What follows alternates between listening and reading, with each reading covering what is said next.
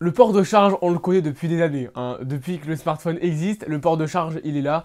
Il est sur les tablettes, sur les smartphones, sur les ordinateurs, de partout. Et peut-être qu'il disparaîtra bientôt des smartphones.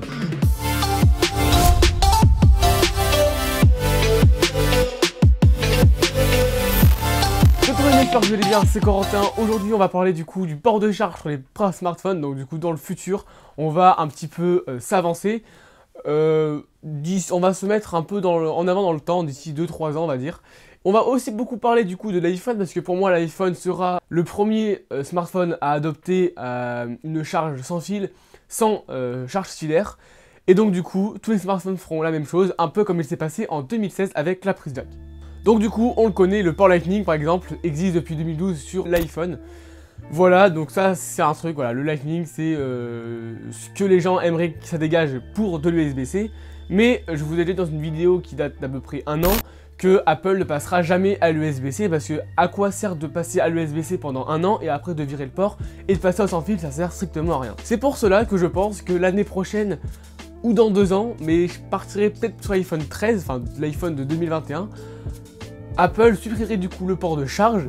Et après, dans 2-3 ans, ce seraient les autres marques qui feront la même chose, comme on est pour la prise jack. On le sait, en 2016, Apple a dévoilé l'iPhone 7 et l'iPhone 7 Plus avec la suppression de la prise jack, et ça a fait beaucoup parler. Apple a sorti du coup, pour alléger ça, en gros, les AirPods. En gros, c'est des AirPods sans fil. Et on peut le voir, en 2021, qui n'a jamais vu quelqu'un avec des AirPods? Moi personnellement j'en vois de partout, plus en plus de gens utilisent les AirPods parce que bah ils sont géniaux, hein, c'est vraiment des écouteurs vraiment incroyables. Personnellement j'ai les pros et ils sont vraiment, voilà, vraiment je pourrais plus m'en passer. Repasser sur des écouteurs filaires, non, jamais de la vie, je ne pourrais pas en fait, c'est impossible. Sortir de chez nous, sortir de notre boîte, les mettre dans les oreilles et c'est fini, il n'y a plus de problème à se poser, de les démêler ou quoi. Et ça c'est vraiment cool. Il n'y a pas que les AirPods, il y a aussi d'autres marques qui y sont mis. Et donc du coup on a une grande gamme d'écouteurs sans fil sur le marché, à tous les prix, hein. Ça va de 30 € à 600 €. Non voilà, on a vraiment plein d'écouteurs ou casques sans fil et ça c'est cool. Donc du coup, voilà, en 2021, la prise jack nous manque du coup plus personne l'utilise.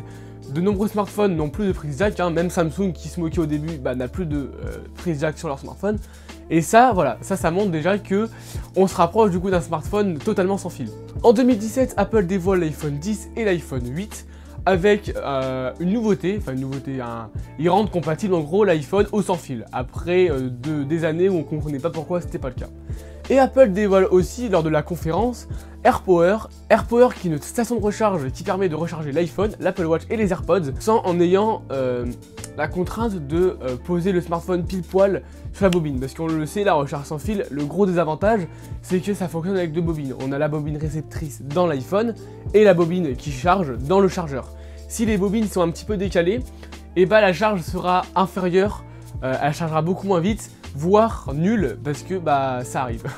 Et AirPower devait répondre aux besoins de tout simplement permettre à l'utilisateur de charger son smartphone sans avoir cette contrainte, et en gros ça permettait de charger toujours le smartphone ou l'Apple Watch. En 2019, Apple du coup sort les AirPods 2 avec le boîtier de recharge sans fil et nous montre qu'on pourra charger ses AirPods sur l'AirPower.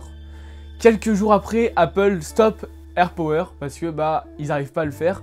Et il y avait aussi un gros inconvénient, voire c'était même très dangereux. En gros, ça pouvait, vu que c'est du magnétisme, ça pouvait dérégler un pacemaker. Donc à ce niveau-là, Apple ne peut pas prendre le risque de sortir un produit qui peut tuer des gens. Voilà. Donc du coup, ils abandonnent et du coup, bah, on se retrouve toujours avec le Lightning et nos vieilles stations de charge sans fil qui marchent une fois sur 2.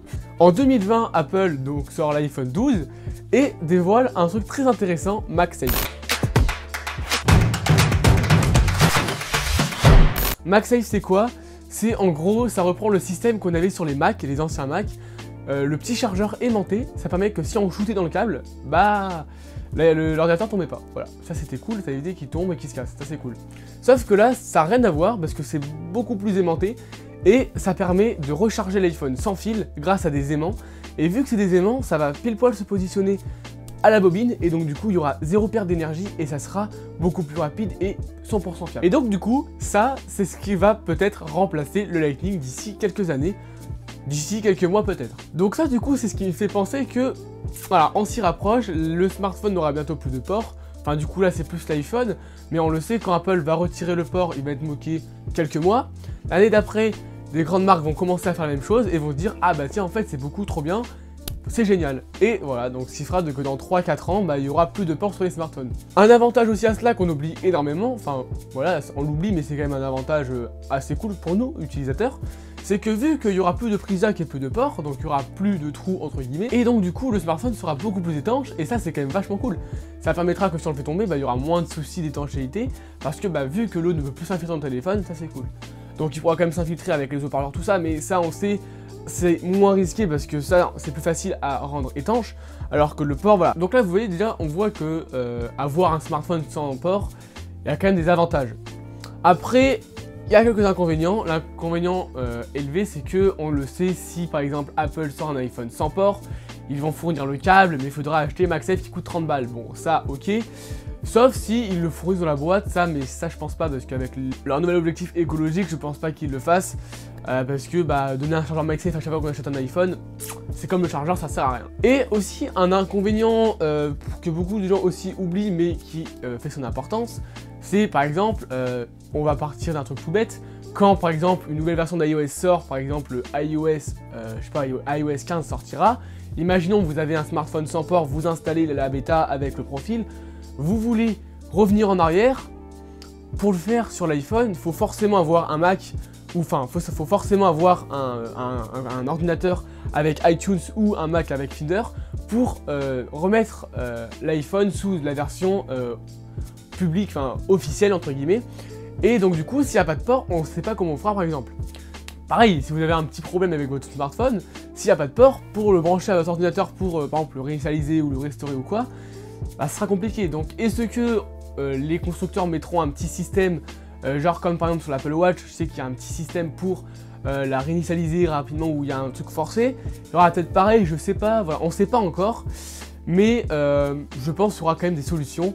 Voilà, donc il y a quand même des avantages à passer au sans fil, mais il y a quand même des arguments, voilà, il faut quand même pas prendre ça à la légère, enlever un port sur un smartphone, c'est pas que ça se fait pas comme ça, hein, il y a vraiment des enjeux, hein, que ce soit économique ou quoi, enfin voilà, il y a vraiment de gros enjeux.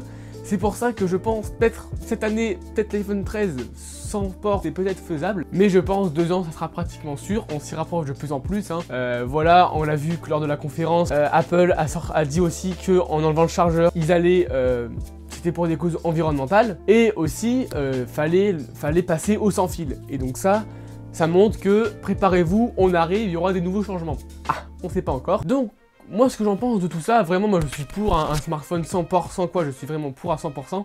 C'est beaucoup trop bien, hein. On arrive, voilà, il n'y a plus de fil, il n'y a plus rien. On aura juste un petit câble pour mettre notre petit chargeur. Moi vraiment, je suis vraiment pour, hein. J'ai hâte que ça arrive. Et puis aussi, voilà, on est en 2021. Il est grand temps de passer au sans fil, hein. Ça fait depuis des années qu'on se tape le câble, alors on peut faire sans câble, hein. Faut juste que les constructeurs s'y mettent vraiment. Donc voilà, pour résumer, pour moi, voilà, on s'y rapproche de plus en plus des smartphones sans port. Je pense qu'Apple sera la grande marque à commencer ce pas vers le sans fil, et que tout le monde va en finir aussi, va faire la même chose. De toute façon, c'est Apple de le faire, on le sait, hein. Il y a de grandes chances pour que les marques le fassent, mais dans très longtemps ou hésitent un peu. Alors que si Apple le fait, tout le monde va voir que ça marche et ils vont faire pareil. Comme pour l'abandon du chargeur dans la boîte, comme pour le port jack, voilà. C'est même pas une critique en soi, hein. C'est vraiment, voilà, c'est cool. Enfin voilà, dans le smartphone, voilà, c'est Apple qui les lance, qui font les grands pas dans le sans fil ou quoi, ça on le sait déjà, hein. Même pour le borderless, hein, tout le monde s'y est mis. Mais quand Apple a sorti l'encoche, tout le monde s'est mis à faire des encoches parce qu'ils avaient le besoin de passer au borderless. Donc là, ça sera, je pense, la même chose. Donc voilà, dites-moi ce que vous avez pensé dans les commentaires, si vous êtes d'accord avec moi ou non, donnez-moi votre avis sur le sans fil. En attendant, vous pouvez partager cette vidéo au maximum, lâcher votre plus gros pouce bleu, vous abonner, voilà, on est bientôt 400 abonnés, merci beaucoup, vous êtes de plus en plus nombreux, ça c'est vraiment cool, je vous en remercie infiniment. Vous pouvez donc me suivre sur Twitter et Instagram, le lien s'affiche juste ici. Vous pouvez aussi du coup vous abonner à la chaîne, lâcher votre plus gros pouce bleu, et du coup moi je vous dis à la prochaine, c'était Corentin, allez, salut!